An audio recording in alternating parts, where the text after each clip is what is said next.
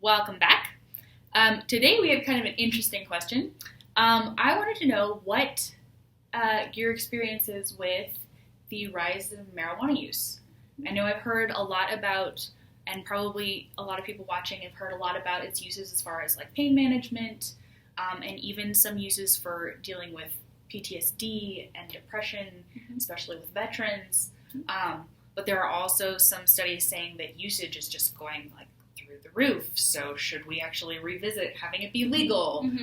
So like where is that balance? Is it helpful? Is it harmful? What's your opinion? Yeah, no, I think that's another great question. I think there obviously are therapeutic uses for marijuana.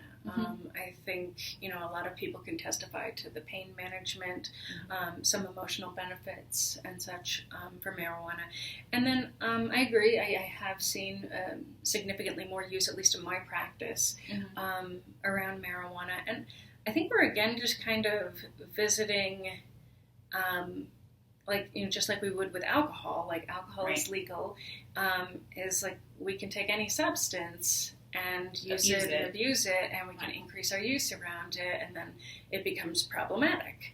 And so, insofar as it is the problem to other people, we have to address that. And so, I'd be curious as to whether or not there was a lot of crossover from alcohol use to marijuana use. So, was that an increase overall, or was that an increase directly with marijuana?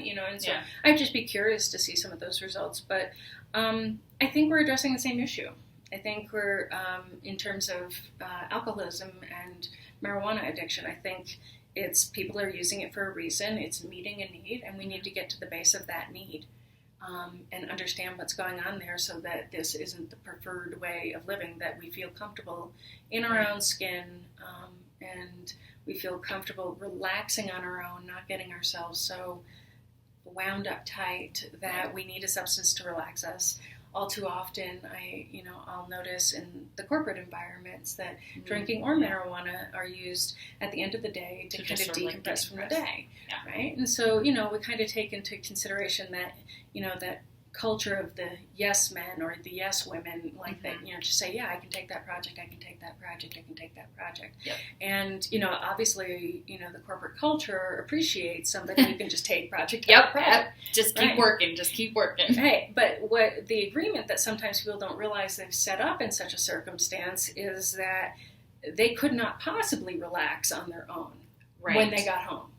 Right? Like, because you have 75 things that are waiting. Yeah, essentially. Or just even knowing, like, you just did 9,000 things at work, and that tension is in your body, and you wouldn't relax until 11 p.m., right? You wouldn't be able to shrug that day off or let those thoughts about work go until late at night. And so we kind of make this agreement with ourselves that, okay, well, we'll do a glass of wine when we get home, or we'll, smoke a little when we get home so that we can just kind of bring it down, right? And then the more projects we take on in that way, we think we can handle them because our life is kind of supporting them, and eventually kind of gets a little bit more out of control. Right. One, there's too many projects. Two, there's no way on earth you can stop drinking at this point. Right, because you need that release. Absolutely. You have to have it. Like, now it's compounded.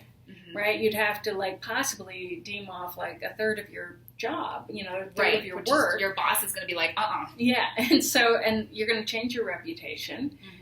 Would you have to take a demotion because the promotion you took was on the agreement that you would keep drinking to relax yourself when you get home, or using, whatever substance for that matter, but marijuana included. And so we have these agreements we make in these ways. And so I think it's addressing needs like that. So, with folks that have increased their use, marijuana, alcohol, any other substance, is really looking at how did we get here? What was the need that drove us to using in the first place, and getting underneath it. Obviously people have preferences for certain drugs or, alcohol. You scratch that part. Sorry. Where is the line between using something like recreationally, or like having a glass of wine, or smoking a bowl like in the evening or whatever, and the line when you cross into I'm potentially letting this thing sort of control my life, or be the only way I can relax? Right. It's a fine line. Let's see. I always say the line is where the problem shows up. right? Okay. But I want to back that line up a little bit further, because what I actually think I'm hearing is a question about how do we know before we get to the problem, right? Like, I don't want to cross over into that situation. Right. And so I think if we find that we're drinking or using in circumstances that aren't necessarily convenient, aren't kind of natural anymore, like we're kind of looking for the circumstance, right, or looking for the reason to do it, I think then we're just starting that unhealthy relationship with it. Instead of it just being a casual, maybe it's there, maybe it's not kind of place, it's more like, oh my gosh, I can't wait till Friday night. Right. I live for that moment. Yeah, I live for that moment. Or I can get through this week because I know I'm going to drink. Right? And so it's anything where we set up a relationship that we have to do this, or we can do this because we get to do that. Right? Because you're setting up this relationship for it to stay. It has to stay now. Right? There's a dependency. Right, in a way, and that obviously doesn't mean somebody's an addict immediately. It's just saying, oh, look at that, I'm setting up this unhealthy relationship with it. I get to drink on the weekends, and that's my reward at the end of the week. Well, what are you doing during the week? That makes it so that you need the reward. Why, what's absent in your self-care, right? What are you not getting enough of? Are you not getting enough stimulation, interest in your environment, take a class, learn an art form, take up a hobby. Right. Something to be passionate about instead of just being like, I need to do this so that I can go get numb. These are just quicker ways to self-care, if you will, but they set up poor relationships down the road. It's quicker and easier to get a glass of wine than it is to go on a 2.5-hour hike. Right. And it's raining out. So, who wants to go out hiking in the rain? Yeah, exactly. So, my crazy roommate might love that, actually. Well, there are people. And it is Colorado. Yeah, and so it's possible. And so it's figuring out what else can we be doing before we set up those relationships. But I think we all know when we're starting to kind of rely on it and when it's becoming more important to us.